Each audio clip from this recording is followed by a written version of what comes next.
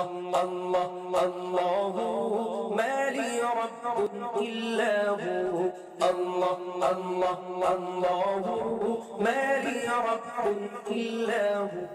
السلام علیکم ورحمۃ اللہ وبرکاتہ. الحمد للہ رب العالمین والصلاة والسلام علی سید الانبیاء والمرسلین وعلی آلہ واصحابہ اجمعین، اما بعد. فاعوذ باللہ من الشیطان الرجیم، بسم اللہ الرحمن الرحیم. وقل جاء الحق وزهق الباطل ان الباطل کان زہوقا. صدق اللہ العظیم. آج سے ہم ایک ویب سیریز کی ابتدا کرنے جا رہے ہیں جس کا نام رکھا گیا ہے حق پر کون ہے.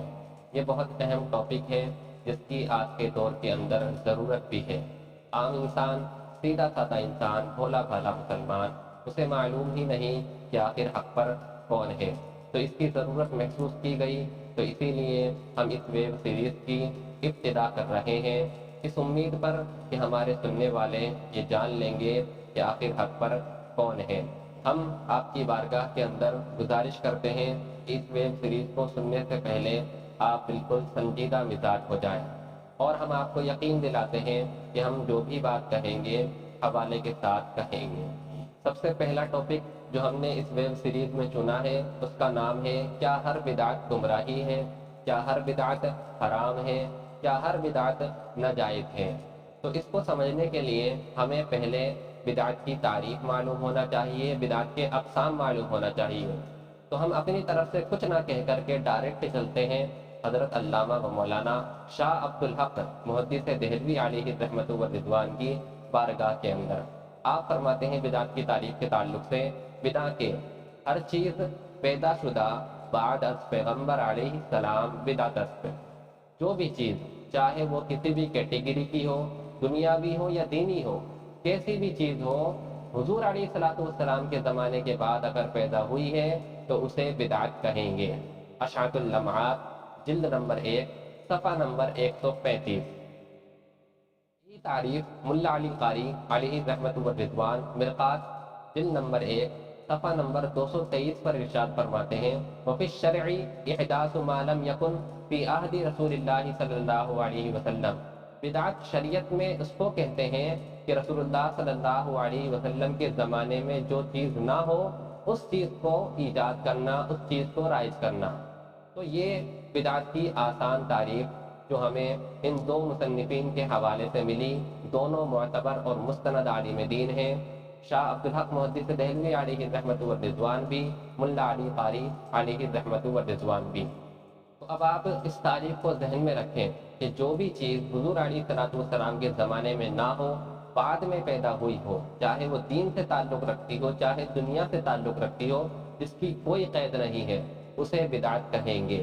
یہ شاہ عبدالحق محدث دہلوی علیہ رحمۃ والرضوان نے اپنی کتاب اشعۃ اللمعات جلد نمبر 1 صفحہ نمبر 135 پر تحریر فرمایا ہے. اب ہم بدعت کے اقسام جان لیتے ہیں کہ بدعت کی آخر کتنی قسمیں ہیں تاکہ ہمارا مسئلہ اور واضح ہو جائے. ہم اس کے لیے چلتے ہیں طبقات شافعیہ پر. یہ بہت معتبر اور مستند کتاب ہے. طبقات شافعیہ کے مصنف ارشاد فرماتے ہیں، وَهِيَ مُنْقَسِمَةٌ إِلَى بِدْعَةٍ وَاجِبَةٍ وَبِدْعَةٍ مُحَرَّمَةٍ وَبِدْعَةٍ مَنْدُوبَةٍ وَبِدْعَةٍ مَكْرُوهَةٍ وَبِدْعَةٍ مُبَاحَةٍ. بدعت کی کل 5 قسمیں ہیں. پہلی بدعت ہے بدعت واجبہ، یعنی ایسی بدعت جس بدعت کا سیکھنا ضروری ہے، جس بدعت کا کرنا ضروری ہے. مثال کے طور پر ہم قرآن و حدیث سمجھنا چاہتے ہیں، تو قرآن و حدیث سمجھنے کے لیے ہمیں علم نحو اور علم صرف کا سیکھنا ضروری ہے، علم نحو اور علم صرف کا پڑھنا ضروری ہے. اس لیے کیونکہ علم نحو اور علم صرف قرآن و حدیث سمجھنے میں بہت زیادہ معاون ہوتے ہیں. اور علم نحو اور علم صرف یہ حضور صلی اللہ تعالیٰ علیہ وسلم کے زمانے کے بعد ایجاد ہوئے ہیں باقاعدہ طور پر. اور آپ سن چکے ہیں حضرت شاہ عبدالحق محدث دہلوی علیہ رحمۃ والرضوان کے حوالے سے کہ جو بھی چیز حضور صلی اللہ تعالیٰ علیہ وسلم کے زمانے کے بعد پیدا ہو، حضور کے زمانے میں نہ ہو، اسے بدعت کہتے ہیں. لہذا علم نحو اور علم صرف بدعت ہوئے. لیکن یہ ایسی بدعت ہے جس بدعت کا کرنا ضروری ہے، جس بدعت کا سیکھنا ضروری ہے قرآن و حدیث کو سمجھنے کے لیے. دوسری قسم جو آپ نے ارشاد فرمائی وہ ہے بدعت محرمہ، یعنی ایسی بدعت جو حرام ہو. مثال کے طور پر مروجہ تعزیہ داری، ڈھول بجانا، تاشے بجانا، یہ تمام چیزیں حرام ہیں۔ یہ حضور علیہ الصلوۃ والسلام کے زمانے میں نہیں تھے، بعد میں پیدا ہوئے، اور آپ سن چکے ہیں جو حضور کے زمانے میں نہ ہو بعد میں پیدا ہو، حضرت شاہ صاحب کے حوالے سے وہ بدعت ہوتی ہے۔ لہذا ڈھول بجانا، تاشے بجانا، تعزیہ داری جو مروجہ ہے، یہ تمام چیزیں جو ہیں بدعت ہیں، اور یہ ایسی بدعت ہیں جو بدعت محرمہ ہیں، جو بدعت حرام ہوتی ہے، یہ اس کیٹیگری میں آتے ہیں۔ تیسری قسم جو آپ نے ارشاد فرمائی وہ ہے بدعت مندوبہ، یعنی ایسی بدعت جس کے کرنے پر ثواب ملتا ہے۔ مثال کے طور پر مسجدوں کو رنگ و روغن کے ساتھ تعمیر کرنا۔ حضور صلی اللہ تعالیٰ علیہ وسلم کے زمانے میں مسجدیں رنگ و روغن کے ساتھ تعمیر نہیں ہوتی تھیں، سمپل انداز کے اندر مسجدیں ہوتی تھیں، اور آپ سن چکے ہیں حضرت شاہ عبدالحق محدث دہلوی علیہ رحمت و رضوان کے حوالے سے کہ جو چیز حضور کے زمانے میں نہ ہو بعد میں پیدا ہوئی ہو اسے بدعت کہتے ہیں۔ تو مسجدیں جو رنگ و روغن کے ساتھ تعمیر ہو رہی ہیں، یہ حضور کے زمانے کے بعد ہونے لگی ہیں، یہ بھی بدعت ہے، لیکن یہ ایسی بدعت ہے جس کے کرنے پر ثواب ملتا ہے، جسے بدعت مندوبہ، بدعت مستحبہ کہتے ہیں۔ چوتھی قسم جو آپ نے ارشاد فرمائی وہ ہے بدعت مکروہہ، یعنی ایسی بدعت جس بدعت کا کرنا مکروہ ہے، جس بدعت کا کرنے والا مکروہ کام کا مرتکب ہے۔ جیسے عربی کے اندر خطبہ پڑھا جاتا ہے، جو جمعے کے اندر خطبہ ہوتا ہے وہ خطبہ اگر کوئی غیر عربی میں پڑھ دے، یعنی فارسی میں پڑھ دے، انگلش میں پڑھ دے، اردو میں پڑھ دے، کسی بھی لینگویج میں اگر پڑھے گا تو یہ مکروہ ہے اور یہ بدعت ہوگی، کیونکہ حضور علیہ الصلوۃ والسلام کے زمانے میں ایسا نہیں ہوتا تھا۔ اب اگر ہوگا تو یہ بدعت ہوگی، لیکن یہ جو بدعت ہوگی یہ بدعت مکروہہ ہوگی۔ پانچویں بدعت جو آپ نے ارشاد فرمائی وہ ہے بدعت مباحہ، یعنی ایسی بدعت جس کے کرنے پر نہ تو ثواب ملے اور چھوڑنے پر کوئی عذاب بھی نہ ہو۔ مثال کے طور پر ریل گاڑی میں سفر کرنا، ہوائی جہاز میں سفر کرنا، تو یہ تمام باتیں ایسی ہیں جن کے کرنے پر ثواب بھی نہیں ملتا اور چھوڑنے پر کوئی گناہ بھی نہیں ملتا۔ تو یہ بدعت کی کل 5 قسمیں ہیں، ان قسموں کو ذہن میں رکھیں۔ یہ پانچوں قسمیں وضاحت کے ساتھ ہمیں بتا رہی ہیں کہ ہر بدعت گمراہی نہیں ہوتی، ہر بدعت حرام نہیں ہوتی، ہر بدعت ناجائز نہیں ہوتی۔ اگر ہر بدعت کو گمراہی کہہ دیا جائے، اگر ہر بدعت کو ناجائز کہہ دیا جائے، اگر ہر بدعت کو حرام کہہ دیا جائے، تو قرآن و حدیث کو سمجھنے کے لیے علم نحو اور علم صرف کا پڑھنا ناجائز اور حرام ہو جائے گا، کیونکہ علم نحو اور علم صرف حضور کے زمانے میں نہیں تھے، یہ بعد میں پیدا ہوئے۔ اور آپ پڑھ چکے ہیں شاہ عبدالحق محدث دہلوی علیہ رحمت و رضوان کے حوالے سے کہ جو چیز حضور کے زمانے میں نہ ہو بعد میں پیدا ہوئی ہو اسے بدعت کہتے ہیں۔ تو علم نحو اور علم صرف کا پڑھنا پڑھانا جو دیوبند کے مدرسوں میں بھی پڑھایا جاتا ہے، اہل حدیث کے مدرسوں میں بھی پڑھایا جاتا ہے، تمام مکتب فکر کے مدرسوں میں پڑھایا جاتا ہے، تو پھر ان کا پڑھنا پڑھانا، سیکھنا سکھانا ناجائز ہو جائے گا، حرام ہو جائے گا، بدعت گمراہی ہو جائے گا۔ تو ماننا پڑے گا کہ ہر بدعت گمراہی نہیں ہوتی ہے۔ کی بہت سی مثالیں ہیں کہ ہر بدعت گمراہی نہیں ہوتی ہے۔ ہم بخاری شریف پڑھتے ہیں، حدیث نمبر 4679، حدیث کے راوی حضرت زید بن ثابت رضی اللہ تعالیٰ عنہ ہیں۔ حضرت ابو بکر اور حضرت عمر رضی اللہ تعالیٰ عنہما کے درمیان بات چیت چلی۔ ہوا کیا تھا، جنگ یمامہ کے موقع پر جو حفاظ قرآن تھے صحابہ کرام، ان کی ایک بہت بڑی تعداد شہید ہوئی تھی۔ حضرت عمر رضی اللہ تعالیٰ عنہ کو خدشہ لاحق ہوا، اس طرح تو قرآن کا ضیاع ہو جائے گا، کیونکہ اس وقت تک قرآن تختیوں میں لکھا ہوا نہیں تھا بلکہ صحابہ کے سینوں میں محفوظ تھا۔ تو حضرت عمر کو یہ خدشہ لاحق ہوا، اس طرح اگر قرآن کے حافظ صحابہ شہید ہوتے رہے تو قرآن کا ضیاع ہو جائے گا۔ آپ نے حضرت ابو بکر کو مشورہ دیا کہ آپ قرآن کو جمع کریں، تختیوں پر لکھ لیں۔ حضرت ابو بکر صدیق رضی اللہ تعالیٰ عنہ نے ارشاد فرمایا، کیف افعل شیئا لم یفعلہ رسول اللہ صلی اللہ علیہ وسلم، میں وہ کام کیسے کروں جو اللہ کے رسول صلی اللہ علیہ وسلم نے نہیں کیا؟ جب اللہ کے رسول صلی اللہ علیہ وسلم نے یہ کام نہیں کیا تو میں کیسے وہ کام کر سکتا ہوں جو اللہ کے رسول نے نہیں کیا؟ حضرت عمر نے عرض کی، فقال عمر هو واللہ خیر، حضرت عمر نے عرض کی، اے ابو بکر یہ اچھی چیز ہے، اگرچہ حضور نے یہ کام نہیں کیا، اگرچہ یہ کام حضور کے زمانے کے بعد ہو رہا ہے، لیکن یہ اچھی چیز ہے، یہ کوئی بری چیز نہیں ہے، اسے آپ کریں۔ حضرت عمر رضی اللہ تعالیٰ عنہ حضرت ابو بکر رضی اللہ تعالیٰ عنہ سے یہ بات بار بار کہتے رہے، بار بار دہراتے رہے۔ اللہ رب العزت نے حضرت ابو بکر کے سینے کو کشادہ فرمایا، اور حضرت ابو بکر صدیق رضی اللہ تعالیٰ عنہ اس بات پر راضی ہو گئے کہ قرآن کو جمع کیا جائے۔ پھر قرآن کو جمع کیا گیا، تختیوں میں قرآن لکھا گیا۔ تو یہ کام حضور علیہ الصلوۃ والسلام کے زمانے کے بعد ہوا ہے، لہٰذا یہ بھی بدعت ہے، کیونکہ آپ حضرت شاہ عبدالحق محدث دہلوی علیہ الرحمۃ والرضوان کے حوالے سے سن چکے ہیں کہ جو چیز حضور کے زمانے میں نہ ہو بعد میں ہو اسے بدعت کہتے ہیں۔ تو قرآن کا جمع کرنا حضور کے زمانے کے بعد ہوا ہے، حضور کے زمانے میں نہیں ہوا، حضرت ابو بکر صدیق رضی اللہ تعالیٰ عنہ کے زمانے میں ہوا ہے، لہٰذا یہ بھی بدعت ہوا۔ تو اگر ہر بدعت کو گمراہی کہہ دیا جائے، ہر بدعت کو ناجائز کہہ دیا جائے، ہر بدعت کو حرام کہہ دیا جائے، تو یہ بھی کہنا پڑے گا کہ حضرت ابو بکر صدیق رضی اللہ تعالیٰ عنہ نے گمراہی کا کام کیا، حضرت ابو بکر صدیق رضی اللہ تعالیٰ عنہ نے ناجائز کام کیا، معاذ اللہ رب العالمین۔ یہ تمام باتیں ہمیں ماننی پڑ جائیں گی، تو کہنا پڑے گا لا محالہ طور پر کہ ہر بدعت گمراہی نہیں ہوتی، ہر بدعت حرام نہیں ہوتی، ہر بدعت ناجائز نہیں ہوتی۔ اگر ہر بدعت گمراہی ہوتی، اگر ہر بدعت ناجائز ہوتی، اگر ہر بدعت حرام ہوتی، تو حضرت ابو بکر صدیق رضی اللہ تعالیٰ عنہ کبھی قرآن کو جمع نہ فرماتے۔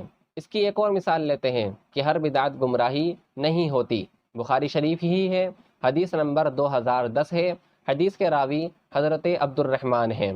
حضرت عمر رضی اللہ تعالیٰ عنہ رمضان کے مہینے میں رات کے وقت مسجد گئے، تو آپ نے دیکھا تمام لوگ نماز تراویح ادا کر رہے ہیں، لیکن الگ الگ ادا کر رہے ہیں، جماعت کے ساتھ ادا نہیں کر رہے ہیں۔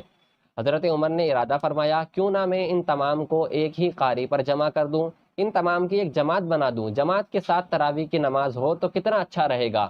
حضرت عمر رضی اللہ تعالیٰ عنہ نے اس ارادے پر عمل کیا، اور حضرت ابی بن کعب بہت اچھے قاری تھے، بہت اچھا قرآن پڑھتے تھے، آپ کے اوپر تمام صحابہ کرام کو جمع کر دیا۔ تمام صحابہ آپ کی ابتدا میں نماز تراویح ادا فرما رہے تھے۔ حضرت عمر رضی اللہ تعالیٰ عنہ نے یہ کام انجام دینے کے بعد، تراویح کی باقاعدہ جماعت قائم کرنے کے بعد ارشاد فرمایا نعم البدعۃ ھذہ، یہ کتنی اچھی بدعت ہے۔ حضرت عمر بھی مان رہے ہیں کہ جو چیز حضور صلی اللہ تعالیٰ علیہ وسلم کے زمانے میں نہ ہو، بعد میں پیدا ہوئی ہو، اسے بدعت کہتے ہیں، لیکن یہ بدعت تو ہے۔ حضرت عمر کا کہنا بھی ہے کہ یہ بدعت تو ہے لیکن یہ اچھی بدعت ہے، نعم البدعۃ ھذہ، یہ بہت ہی اچھی بدعت ہے، اس بدعت کے اندر کوئی قباحت نہیں، کوئی برائی نہیں۔ اگر ہر بدعت کو گمراہی مان لیا جائے، اگر ہر بدعت کو حرام مان لیا جائے، اگر ہر بدعت کو ناجائز مان لیا جائے، تو تراویح کی نماز جو باقاعدہ جماعت کے ساتھ ہونے لگی تھی، وہ حضرت عمر رضی اللہ تعالیٰ عنہ کے زمانے میں ہونے لگی تھی، حضرت عمر کے زمانے سے پہلے نہیں ہوتی تھی۔ تو ماننا پڑے گا کہ تراویح کی جو جماعت ہو رہی ہے آج کل، یہ بھی ایک بدعت ہے، یہ بھی حرام ہو جائے، یہ بھی ناجائز ہو جائے، یہ بھی گمراہی ہو جائے، تو لا محالہ طور پر کہنا پڑے گا کہ ہر بدعت گمراہی نہیں، ہر بدعت ناجائز نہیں، ہر بدعت حرام نہیں ہوتی۔ اگر ہر بدعت گمراہی ہو جائے، اگر ہر بدعت ناجائز ہو جائے، اگر ہر بدعت حرام ہو جائے، تو بخاری، مسلم، ترمذی، ابو داؤد، ابن ماجہ، نسائی وغیرہ سیاہ ستہ کی جتنی کتابیں ہیں اور کل محدثین کی جتنی کتابیں ہیں، ان تمام کا پڑھنا پڑھانا، سیکھنا سکھانا ناجائز ہو جائے گا، ان تمام کا پڑھنا پڑھانا، سیکھنا سکھانا حرام ہو جائے گا، بدعت گمراہی ہو جائے گا۔ جبکہ یہ تمام کتابیں تمام مکتب فکر کے مدارس کے اندر داخل ہیں، دیوبندیوں کے مدرسوں میں بھی پڑھائی جاتی ہیں، اہل حدیث کے مدرسوں میں بھی پڑھائی جاتی ہیں، تو ماننا پڑے گا کہ ہر بدعت گمراہی نہیں ہوتی ہے، ہر بدعت ناجائز نہیں ہوتی ہے، ہر بدعت حرام نہیں ہوتی ہے۔ اس کی ایک اور مثال لیتے ہیں کہ ہر بدعت گمراہی نہیں ہوتی، ہر بدعت ناجائز نہیں ہوتی، ہر بدعت حرام نہیں ہوتی۔ ہم مائک میں اذان دیتے ہیں، حضور صلی اللہ تعالیٰ علیہ وسلم کے زمانے میں مائک میں اذان نہیں ہوتی تھی۔ آپ شاہ عبدالحق محدث دہلوی علیہ الرحمۃ والرضوان کے حوالے سے بارہا سن چکے ہیں کہ جو چیز حضور کے زمانے میں نہ ہو، بعد میں پیدا ہوئی ہو، اسے بدعت کہتے ہیں، لہٰذا مائک میں اذان کہنا بدعت ہے۔ اگر ہر بدعت گمراہی مان لی جائے، اگر ہر بدعت ناجائز مان لی جائے، اگر ہر بدعت حرام مان لی جائے، تو مائک کے اندر اذان کہنا بھی ناجائز ہو جائے گا، مائک کے اندر اذان کہنا بھی حرام ہو جائے گا، لہٰذا ماننا پڑے گا کہ ہر بدعت گمراہی نہیں ہوتی، ہر بدعت حرام نہیں ہوتی، ہر بدعت ناجائز نہیں ہوتی۔ اس کی ایک اور مثال دیکھیں، آپ قرآن شریف پڑھتے ہیں، اس میں زبر زیر پیش لگے ہوئے ہیں، اعراب لگے ہوئے ہیں، یہ حضور کے زمانے کے بعد لگائے گئے ہیں، حجاج بن یوسف ثقفی نے انہیں لگوایا ہے۔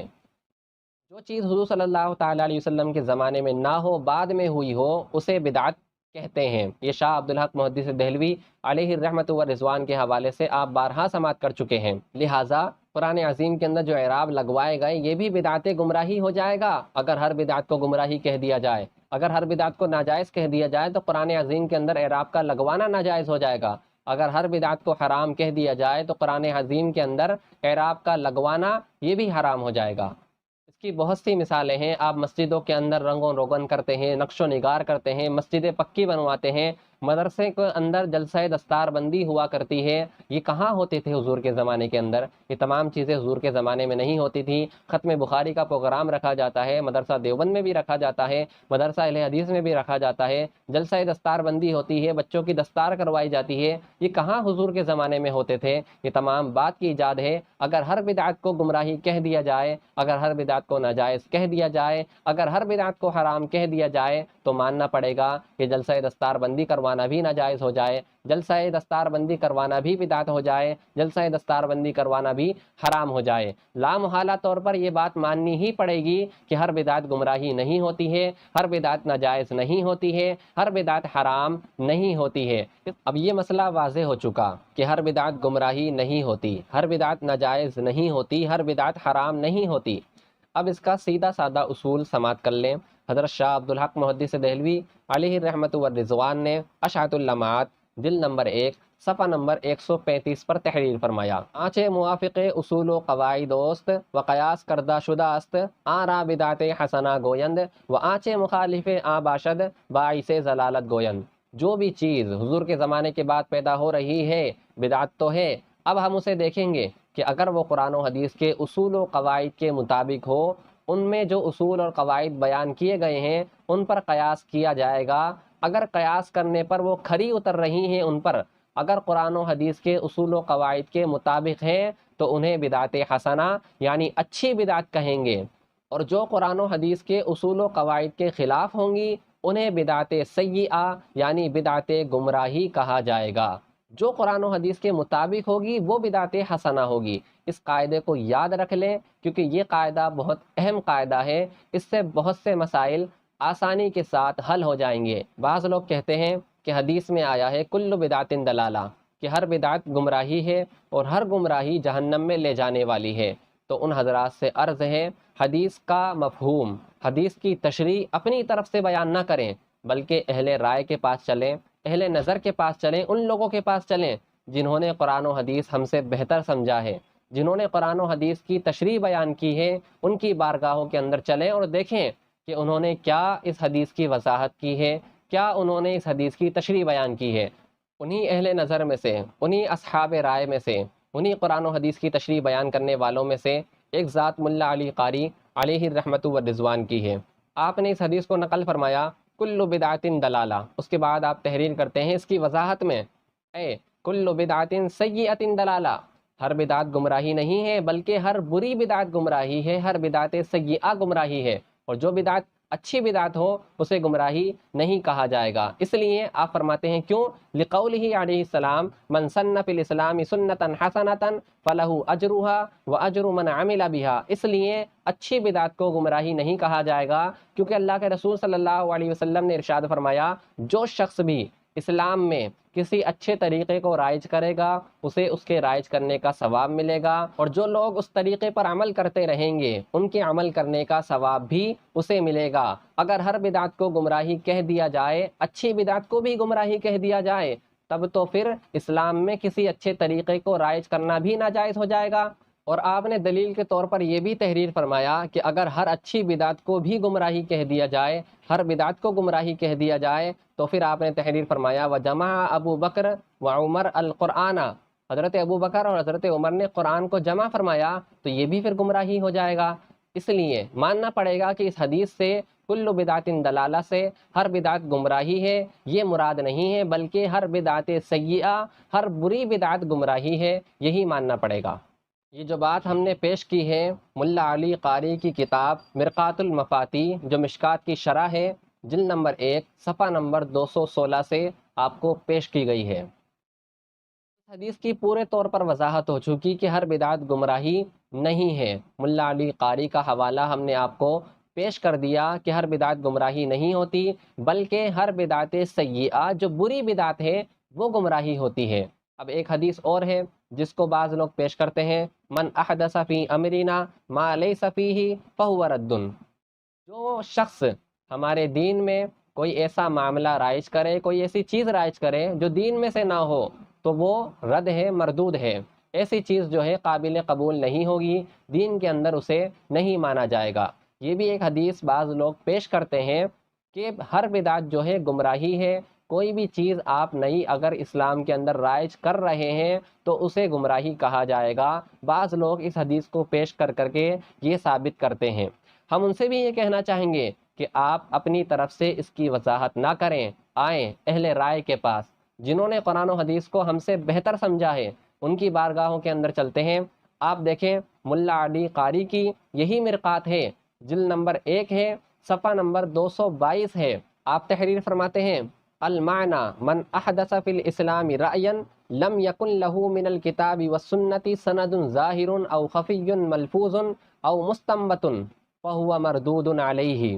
اس حدیث سے مراد یہ ہے کہ اسلام میں جو شخص اپنی رائے سے کوئی چیز ایجاد کرے، کوئی بدعت ایجاد کرے اور قرآن و حدیث سے اس پر کوئی سند موجود نہ ہو، کوئی استنباط نہ ہو، کسی چیز پر اس کا قیاس نہ کیا گیا ہو، فہو مردود علیہ، تو ایسی چیز مردود ہے، ایسی چیز رد کی گئی ہے۔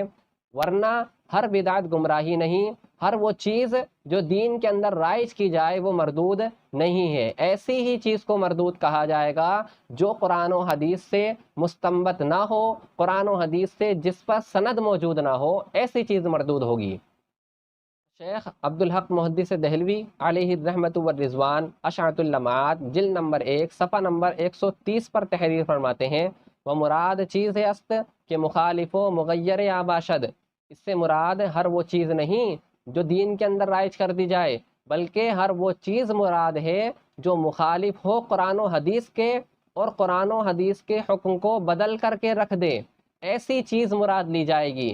جو چیز قرآن و حدیث کے مخالف نہ ہو، قرآن و حدیث کے حکم کو نہ بدلے، تو ایسی چیز اس حدیث سے مراد نہیں ہوگی۔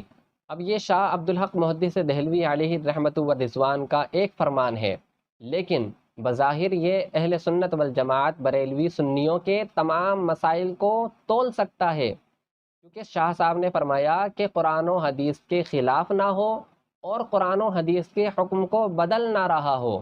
یہ دو باتیں آپ دیکھ لیں، میلاد کے اندر دیکھ لیں، کسی بھی مسئلے کے اندر دیکھ لیں، اہل سنت والجماعت سنیوں کے کسی بھی مسئلے کے اندر دیکھ لیں، وہ میلاد کرتے ہیں تو آپ دیکھ لیں کہ میلاد جو ہے کس قرآن کی آیات سے منع ہے، کس حدیث میں میلاد منانے کو منع کیا گیا ہے، کس حدیث سے میلاد کرنا ٹکرا رہا ہے، میلاد کرنے سے کون سی حدیث کا حکم بدل جا رہا ہے، کون سی قرآن کی آیت کا حکم بدل جا رہا ہے۔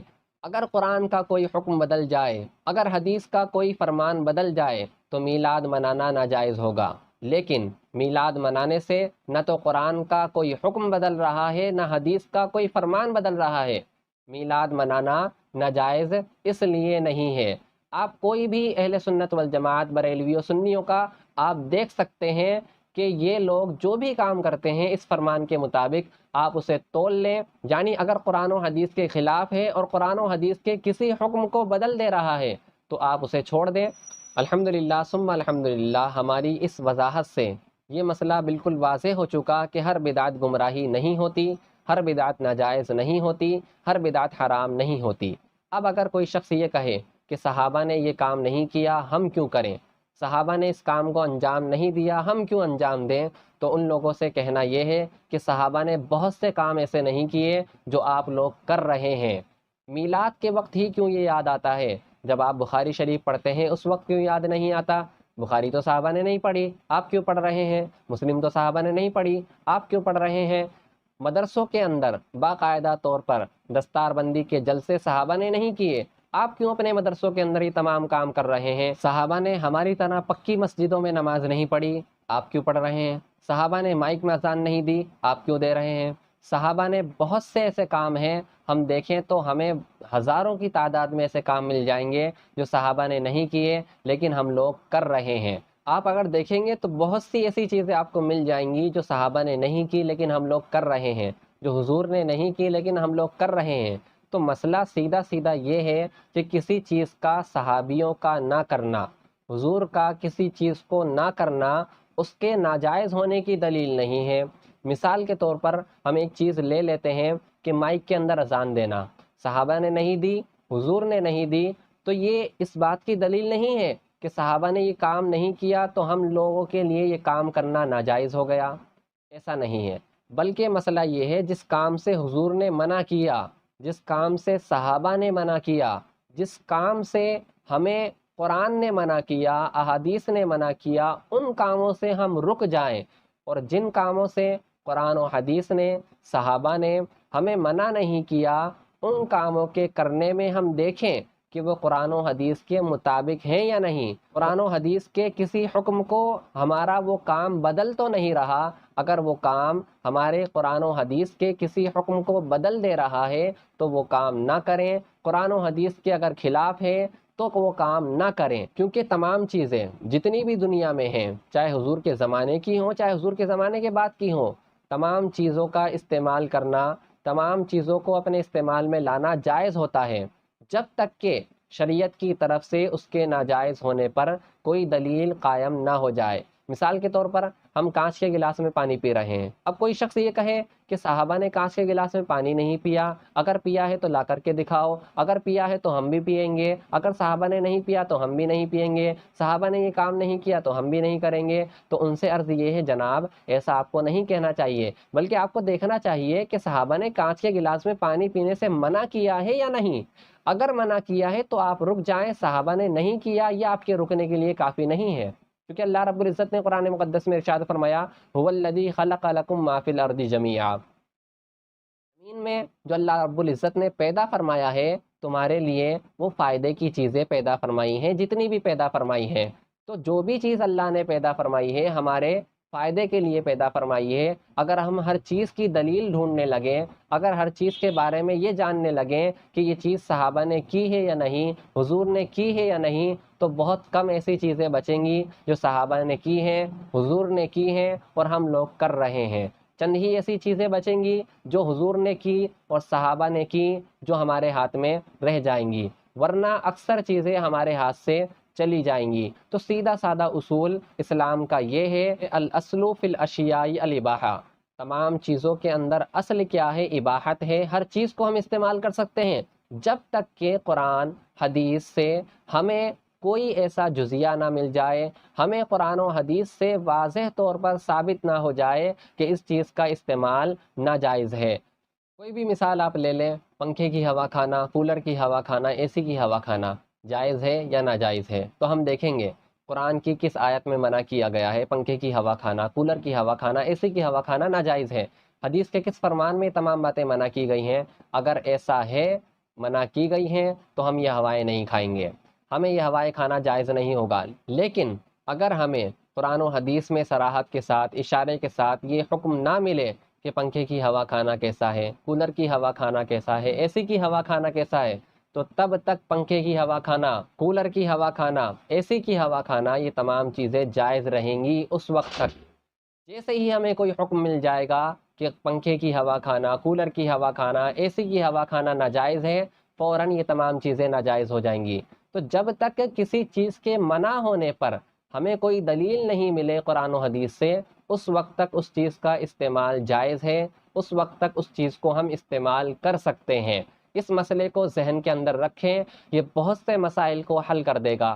آپ ذرا دیکھیں سنی حضرات میلاد کرتے ہیں، آپ دیکھیں کہ قرآن کی کس آیت نے منع کیا ہے، حدیث کے کون سے فرمان کے اندر میلاد کی منع دی ہے، کس صحابی نے میلاد منانے سے منع کیا ہے؟ اگر منع کیا ہے تو نہ منائیں، اور اگر نہیں منع کیا ہے تو آپ منا سکتے ہیں، آپ کو اجازت ہے۔ جب تک کہ قرآن و حدیث سے ہمیں کوئی دلیل نہ ملے اس وقت تک ہم میلاد منا سکتے ہیں۔ فاتحہ لے لیں، جب تک قرآن و حدیث کے اس کے ناجائز ہونے پر کوئی دلیل نہ ملے ہم فاتحہ بھی کر سکتے ہیں۔ سلام پڑھنے کھڑے ہو کر کے، جب تک قرآن و حدیث سے دلیل نہ ملے اس کے ناجائز ہونے پر تب تک آپ سلام کھڑے ہو کر پڑھ سکتے ہیں۔ یہ ایک قاعدہ کلیہ ہے، جسے آپ ذہن کے اندر بٹھا لیں گے تو بہت سے کام ہمارے حل ہو جائیں گے۔ قاعدہ کیا ہے؟ الاصل فی الاشیاء الاباحہ، تمام چیزوں میں اصل اباحت ہے، مباح ہونا ہے، ہر چیز جائز ہے، ہر چیز کا استعمال کرنا جائز ہے، جب تک کہ قرآن و حدیث سے اس کے ناجائز ہونے پر کوئی دلیل قائم نہ ہو جائے، اس وقت تک اس چیز کا استعمال کرنا جائز ہے، اس چیز کا استعمال میں لانا جائز ہے۔ اس کا ایک اصول حضرت عبداللہ بن عباس رضی اللہ تعالیٰ عنہ سے بھی مروی ہے، سنن ابی داؤد حدیث نمبر 3800 ہے۔ آپ فرماتے ہیں فبعث اللہ تعالی نبیہ، اللہ رب العزت نے اپنے نبی کو مبعوث فرمایا، وانزل کتابہ، اور حضور علیہ الصلوۃ والسلام پر کتاب یعنی کلام اللہ نازل فرمایا، اور فرمایا واحل حلالہ، اور قرآن عظیم میں حلال چیزوں کو حلال فرما دیا، وحرم حرامہ، اور جو حرام تھی انہیں حرام فرما دیا، وما احل فہو حلال، جن چیزوں کو اللہ رب العزت نے حلال کہہ دیا، قرآن میں حلال کہہ دیا گیا، وہ حلال ہے، وما حرم فہو حرام، اور جن چیزوں کو قرآن میں حرام کہہ دیا گیا وہ حرام ہے، وما سکت عنہ فہو عفو، اور جن چیزوں سے نہ تو منع کیا، نہ تو جن چیزوں کو حلال کہا اور نہ جن چیزوں کو حرام کہا، تو وہ چیزیں جو ہیں معفو ہیں، ان چیزوں کو معاف رکھا جائے گا جب تک کہ قرآن یا حدیث سے اس کے ناجائز ہونے پر، اس کے حرام ہونے پر کوئی دلیل قائم نہ ہو جائے۔ ترمذی جلد نمبر 3 صفحہ نمبر 272 پر بھی موجود ہے، فرماتے ہیں الحلال ما احل اللہ فی کتابہ، والحرام ما حرم اللہ فی کتابہ، وما سکت عنہ فہو مما عفا عنہ، حلال وہ ہے جو اللہ رب العزت نے قرآن میں حلال فرما دیا، اور حرام وہ ہے جو اللہ رب العزت نے قرآن میں حرام فرما دیا، اور جن چیزوں سے قرآن خاموش رہا، جن چیزوں کے متعلق قرآن نے اشارہ بھی نہیں کیا، وہ ایسی چیزیں ہیں جن کو معاف رکھا گیا ہے۔ لہٰذا یہ ماننا پڑے گا کہ تمام چیزوں کے اندر اصل کیا ہے؟ اباحت ہے، ہر چیز جائز ہے، ہر چیز مباح ہے، جب تک کہ قرآن و حدیث سے کوئی دلیل اس کے ناجائز ہونے پر قائم نہ ہو جائے۔ اتنے دلائل سننے کے بعد، اتنی وضاحت سننے کے بعد یہ نہ کہا جائے کہ صحابہ نے جو کام کیا ہے وہی جائز ہے، دوسرے کوئی کام جائز نہیں ہے، ایسا نہیں ہے، بلکہ صحابہ نے جس کام سے منع کر دیا وہ کام ناجائز ہے آپ کے لیے، اور جس کام سے حضور نے منع کر دیا قرآن و حدیث سے جس کے ناجائز ہونے پر دلیل ہے وہی کام ناجائز ہے۔ اس کے علاوہ جتنے بھی کام ہیں تمام جائز ہیں، جب تک کہ قرآن و حدیث سے کوئی دلیل، کوئی ثبوت اس کے ناجائز ہونے پر قائم نہ ہو جائے۔ کسی چیز کا ناجائز ہونا تو بہت دور کی بات ہے، کسی چیز کے مکروہ تنزیہی ہونے کے لیے بھی کسی نہ کسی دلیل کا ہونا ضروری ہے۔ بنا دلیل کے اگر کوئی شخص یہ کہہ دے کہ میلاد منانا ناجائز ہے تو اسے ناجائز تو بہت دور کی بات ہے، اسے مکروہ تک نہ کہا جائے گا، اور مکروہ تحریمی نہیں بلکہ مکروہ تنزیہی بھی اسے نہ کہا جائے گا۔ کوئی شخص بنا دلیل کے یہ کہہ دے کہ فاتحہ منانا ناجائز ہے، صحابہ نے نہیں منایا، تو صحابہ کا نہ منانا یہ کوئی ناجائز کی دلیل نہیں ہے، یہ تو ہم واضح کر چکے ہیں۔ لیکن اگر کوئی شخص یہ کہے کہ فاتحہ نہیں دلانا چاہیے، اگر وہ کوئی دلیل پیش نہیں کر رہا ہے تو پھر اسے ناجائز تو بہت دور کی بات ہے، مکروہ تنزیہی بھی گمان نہیں کیا جائے گا۔ اس کی وضاحت آپ سنیں، علامہ شامی جلد نمبر 1 اپنی کتاب رد المحتار صفحہ نمبر 653 کے اوپر تحریر فرماتے ہیں لا بد لہا من دلیل خاص، کسی چیز کے مکروہ تنزیہی ہونے کے لیے، کسی چیز کے مکروہ تنزیہی ہونے کے لیے بھی کسی دلیل کا ہونا ضروری ہے، ناجائز ہونا تو بہت دور کی بات ہے۔ ہماری اس وضاحت سے الحمدللہ ثم الحمدللہ یہ واضح ہو گیا کہ ہر بدعت گمراہی نہیں ہوتی، ہر بدعت ناجائز نہیں ہوتی، ہر بدعت حرام نہیں ہوتی۔ ساتھ ہی یہ بھی واضح ہو گیا کہ صحابہ کرام کا، حضور کا کسی کام کو نہ کرنا اس کام کے ناجائز ہونے کی دلیل نہیں ہے، بلکہ ناجائز ہونے کے لیے، بلکہ ناجائز تو دور کی بات، مکروہ تنزیہی ہونے کے لیے بھی قرآن حدیث سے کوئی نہ کوئی دلیل ہونا چاہیے۔ اس سے پہلے آپ کوئی بھی چیز لے لیں وہ جائز ہی رہے گی۔ لوگ میلاد منا رہے ہیں تو بلا شبہ میلاد منانا جائز ہے، جب تک کہ قرآن اور حدیث سے اس کے ناجائز ہونے پر کوئی دلیل قائم نہ ہو جائے۔ امید کرتے ہیں ہماری گفتگو آپ کے سمجھ میں آئی ہوگی۔ اللہ رب العزت ہدایت دینے والا ہے، وہو الہادی وہو المستعان وہو القادر فذکروا یا اولی الالباب۔ السلام علیکم ورحمۃ اللہ وبرکاتہ۔ الله الله ما لي رب إلا هو الله الله الله ما لي رب إلا هو